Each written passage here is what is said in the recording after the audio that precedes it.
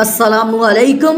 آج کی اس ویڈیو میں بات کریں گے ایک ایسی لڑکی کی کہ جب وہ مری اور اس کی لاش کو دفن کیا جانے لگا تو کیا دیکھا کہ ایک خوفناک سانپ اس کی قبر میں بیٹھا اس لڑکی کا انتظار کر رہا ہے۔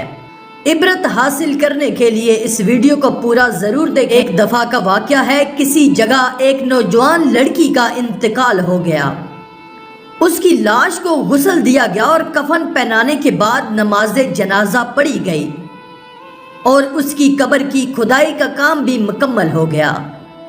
اس کے بعد میت کو قبرستان میں لایا گیا اور لاش کو جیسے ہی قبر میں رکھنے لگے تو لوگوں نے دیکھا کہ قبر میں ایک خوفناک سانپ نکل آیا ہے۔ دیکھ کر ایسا لگ رہا ہے کہ وہ اس لاش کا انتظار کر رہا ہے۔ یہ دیکھ کر سب لوگ ڈرنے لگے اور گھبرانے لگے۔ اس کے بعد ان لوگوں نے اس قبر کو بند کر دیا اور ایک اور قبر کی کھدائی کی۔ جب قبر کھودی گئی تب قبر کے اندر کچھ نہیں تھا، لیکن جیسے ہی پھر سے میت کو لایا گیا اور قبر میں رکھنے لگے تو دیکھا وہی سانپ دوسری قبر میں بھی موجود ہے جو سانپ پہلی قبر میں موجود تھا۔ اس کے بعد ان لوگوں نے تیسری قبر کی کھدائی کی، مگر اس قبر میں بھی وہی سانپ نظر آیا جو پہلی اور دوسری قبر میں موجود تھا۔ ان لوگوں نے ایسے ہی بہت ساری قبروں کو کھودا، مگر ہر ایک قبر میں وہی سانپ موجود ہوتا۔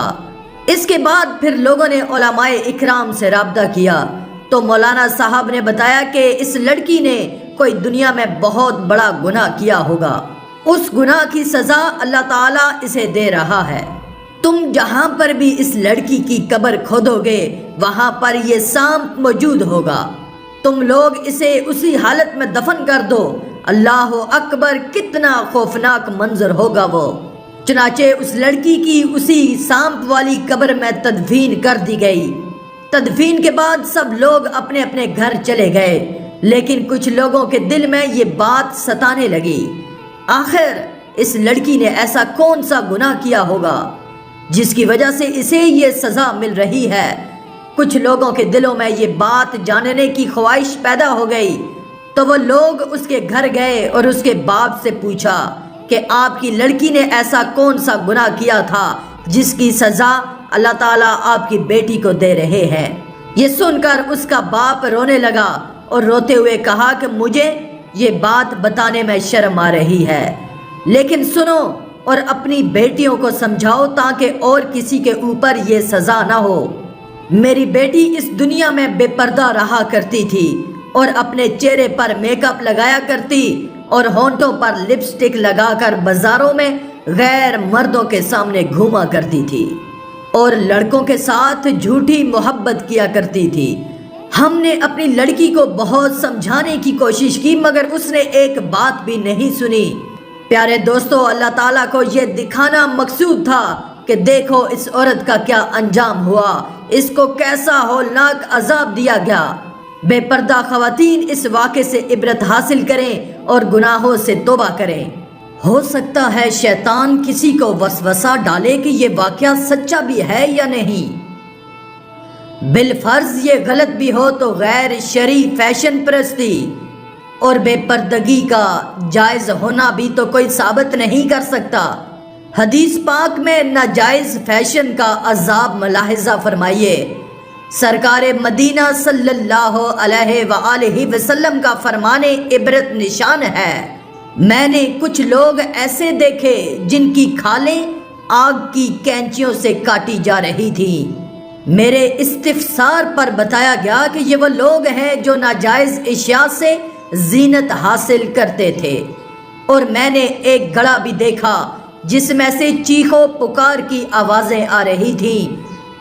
میرے دریافت کرنے پر بتایا گیا کہ یہ وہ عورتیں ہیں جو ناجائز اشیاء کے ذریعے زینت کیا کرتی تھیں۔ یاد رکھیے، نیل پالش کی تہ ناخنوں پر جم جاتی ہے، لہٰذا ایسی حالت میں وضو کرنے سے نہ وضو ہوتا ہے نہ نہانے سے غسل اترتا ہے۔ جب وضو و غسل نہ ہو تو نماز بھی نہیں ہوتی۔ کیا اس بد نصیب فیشن پرست لڑکی کی داستانے غم نشان سن کر ہماری وہ اسلامی بہنیں درس عبرت حاصل نہیں کریں گی؟ جو شیطان کے اکسانے پر اس طرح کے ہیلے بہانے کرتی رہتی ہیں کہ میری تو مجبوری ہے، ہمارے گھر میں کوئی پردہ نہیں کرتا، خاندان کے رواج کو بھی دیکھنا پڑتا ہے، ہمارا سارا خاندان پڑھا لکھا ہے، سادہ اور باپردہ لڑکی کے لیے ہمارے ہاں کوئی رشتہ بھی نہیں بھیجتا۔ کیا خاندانی رسم و رواج اور نفس کی مجبوریاں آپ کو عذاب قبر و جہنم سے نجات دلائیں گی؟ کیا آپ برگاہ خداوندی میں اس طرح کی کھوکھلی مجبوریاں بیان کر کے چھٹکارا حاصل کرنے میں کامیاب ہو جائیں گی؟ اگر نہیں اور واقعی نہیں تو پھر آپ کو ہر حال میں بے پردگی سے توبہ کرنی پڑے گی۔ ہرگز ہرگز شیطان کے اس بہکاوے میں مت آئیے، جیسا کہ بعض نادان لوگ اس طرح کہتے سنائی دیتے ہیں کہ دنیا ترقی کر گئی ہے۔ معاذ اللہ، چادر اور چار دیواری تو انتہا پسند مسلمانوں کا نعرہ ہے۔ اب تو مردوں اور عورتوں کو شانے سے شانہ ملا کر کام کرنے چاہیے وغیرہ۔ یقیناً ایک مسلمان کے لیے قرآن کی دلیل کافی ہوتی ہے، لہٰذا دل کی آنکھوں سے قرآن پاک کی یہ آیت کریمہ سنیے، جس کا ترجمہ ہے کہ اور اپنے گھروں میں ٹھہری رہو اور بے پردہ نہ رہو جیسے اگلی جاہلیت کی بے پردگی۔ بازاروں اور شاپنگ سینٹروں میں بے پردگی کے ساتھ آنے جانے والیوں، خود کو مخلوط تفریح گاہوں کی زینت بنانے والوں، مخلوط تعلیمی اداروں میں تعلیم پانے والیوں، سکولوں اور کالجوں میں نامحرم استادوں سے پڑھنے اور نامحرموں کو پڑھانے والیوں، دفتروں، کارخانوں، شفا خانوں اور مختلف اداروں میں مردوں کے ساتھ بے پردہ یا خلوت یعنی تنہائی میں یا اندیشہ فتنہ ہونے کے باوجود مل جل کر کام کرنے والیوں کو دعوت فکر دے رہے ہیں۔ دوستو، اور موت کا مزہ تو ہر ایک نے چکھنا ہے اور قبر کی اندھیری کوٹھڑی میں ضرور جانا ہے، لیکن ہم لوگ اس دنیا کی رنگینیوں میں اس قدر مگن ہو گئے ہیں کہ قبر کو بھول گئے۔ لیکن قبر ہمیں نہیں بھولی، قبر ہمیں ہر وقت یاد کرتی ہے۔ دنیا میں اگر ہمیں مچھر بھی کاٹ لے تو ہم سے برداشت نہیں ہوتا، تو اگر ہماری قبروں میں سانپ اور بچھوؤں نے ڈیرے ڈال لیے تو ہم کیسے برداشت کریں گے؟ یہ لمحہ فکریہ ہے، سوچئے اور اللہ کے حضور حاضر ہو کر اپنے گناہوں سے توبہ کرو۔ بے شک میرا اللہ بڑا مہربان اور نہایت رحم والا ہے، وہ ہمیں ضرور معاف فرمائے گا۔